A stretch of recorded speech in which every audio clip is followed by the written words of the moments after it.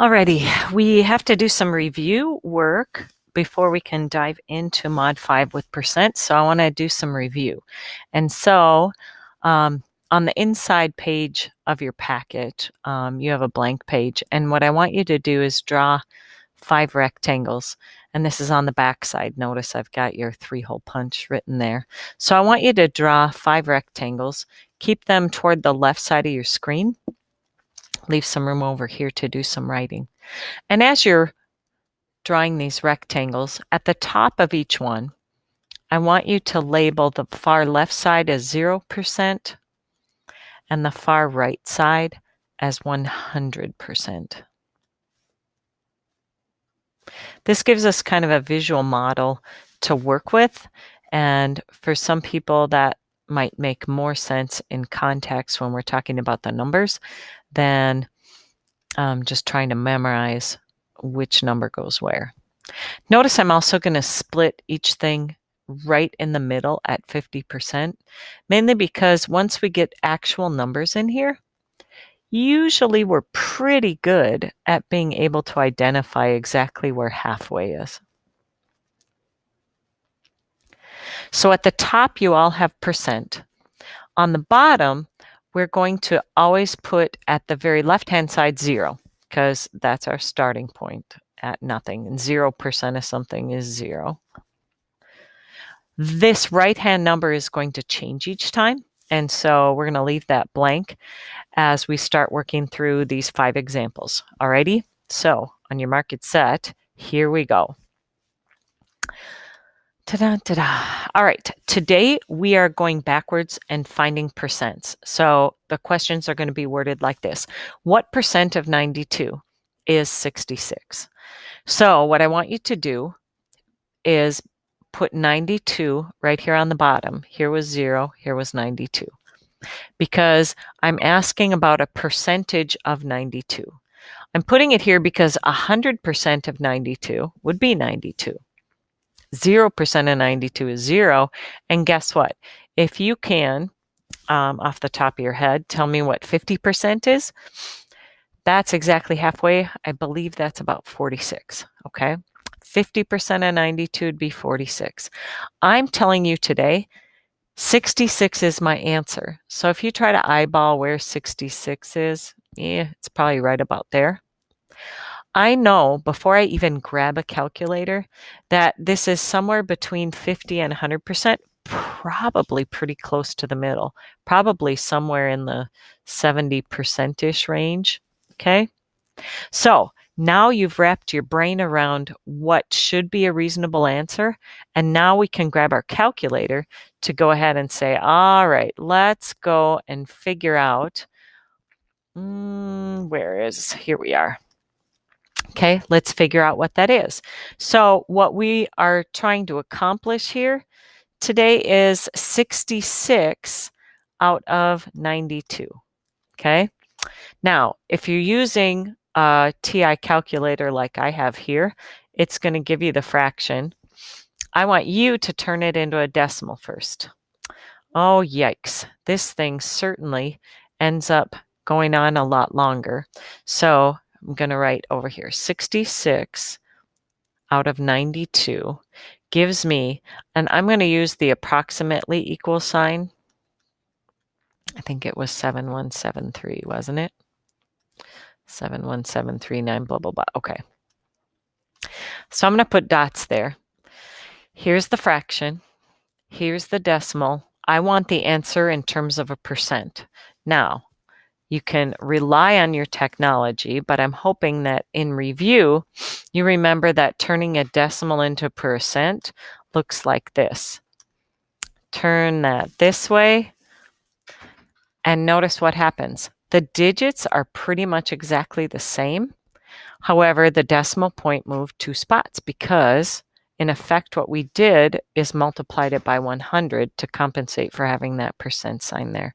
So I am going to tell you, since this seems to go on and on and on, when we move that 2 spots to be the decimal, we get 71, and we're just going to round it to the tenths place in the percent, since that's a 3 I'm going to leave it as 7/10.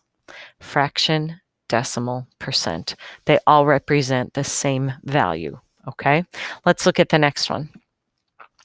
What percent of 14 is 42? Okay, so hold on. If I said 100% of 14, you would get 14. So 14 goes right there. Now, I'm getting the number 42. So I'm here 0, here's 14. Ooh, 42 would be way out here somewhere is where 42 should be. That's telling me, yikes, this is going to be way more than 100%. And that makes sense because, good grief, I'm starting with 14. I get a value that's way larger. Aha, 42 is a lot more than 14, so my percent is going to be a lot more than 100. Okay, so here's the fraction you're making this time. 14 goes in the denominator. In fact, that of number is what goes in your denominator. 42 is sometimes what we call the is number. That goes in the numerator, and that's how you make your fraction to figure out what is the percent. Go ahead and divide that. When you use your calculator, you get exactly 3. Hold on, fraction. This is the decimal. I want you to turn this into a percent. 300%. I'll prove it to you on your calculator. 42 over 14 gives you exactly 3. To turn it into a percent, this is turn it into a percent, 300. Frankly, if you've got the decimal, it's going to be easier for you just to automatically move your decimal point 2 places to the right and then put the percent sign there than going through all this rigmarole on your calculator, for goodness sakes. Okay? So notice I'm always putting the is number over the of number. It's not always the smallest number over the largest. See, in this case, it was an example that had more than 100%. All right, let's keep cooking now. All right, next example. Go to your next rectangle here. This one says, what percent of 94 is 42 3/10? All right, well, if I had 100% of 94, that would be 94, so that goes right there. 50% of 94 would be halfway. That would be 47. My number is 42.3. 42.3 is going to be somewhere about there, maybe even a little closer. Basically, I want you to see that just to illustrate to you my value or my percentage is probably going to be somewhere in the 40%-ish, 40, 45, 48, somewhere in there perhaps. Let's actually calculate it. These are kind of some nasty numbers to work with, and I don't mean to call division nasty, but honestly, we have a calculator for a reason.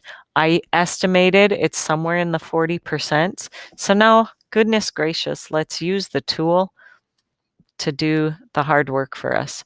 All right, so we have 42 3/10 over 94, I believe it was. Oh my gosh. Maybe just because I've done this problem for all my classes already that I knew it was 45%.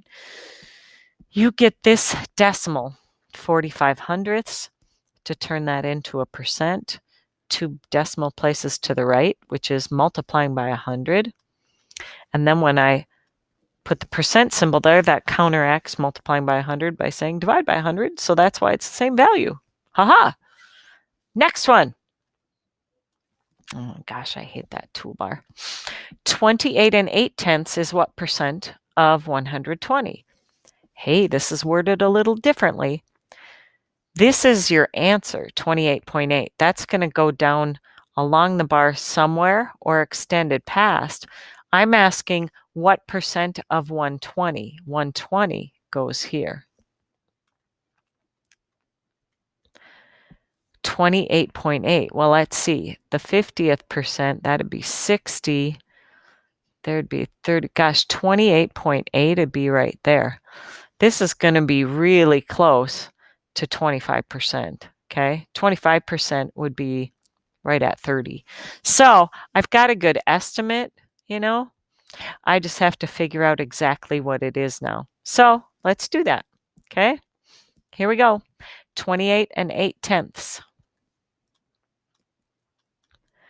That's your is number. Over 120. Divide that out on your calculator. You get 24 hundredths. Haha, that's exactly 24%. Does that make sense? Yes. Here's 50%.